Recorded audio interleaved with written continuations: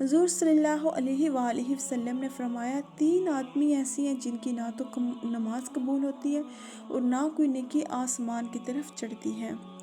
بھاگا ہوا غلام جب تک اپنے مالک کے پاس واپس نہ آ جائے اس وقت تک اس کی نہ تو کوئی نیکی اللہ تعالیٰ کے پاس پہنچتی ہے اور نہ کوئی نماز قبول ہوتی ہے۔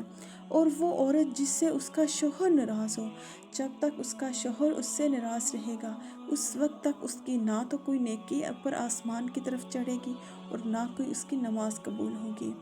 اور وہ نشہ کرنے تک کہ وہ نشے کے استعمال سے توبہ نہ کر لے اس وقت تک اس کی نہ تو کوئی نیکی اور نہ کوئی نماز اللہ تعالیٰ کے ہاں قبول ہوگی۔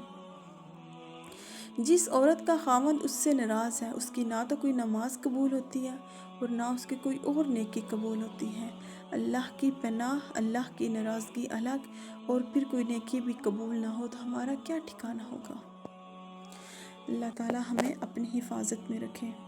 حضرت ابن عباس رضی اللہ تعالیٰ عنہ کہتے ہیں کہ نبی اکرم صلی اللہ علیہ وآلہ وسلم نے فرمایا کہ ایک مرتبہ مجھے دوزخ دکھلائی گئی تو اس میں رہنے والی زیادہ تر عورتوں کو پایا۔ وجہ یہ تھی کہ وہ کفر کرتی تھی۔ عرض کیا کیا اللہ کا کفر کرتی ہیں؟ تو آپ صلی اللہ علیہ وآلہ وسلم نے فرمایا نہیں، شوہر کا کفر کرتی ہیں اور احسان نہیں مانتی۔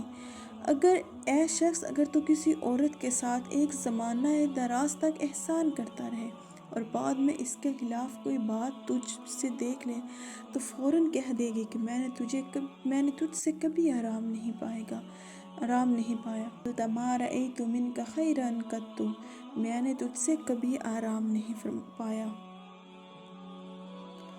اللہ تعالیٰ ہمیں اپنے حفظ و امان میں رکھے۔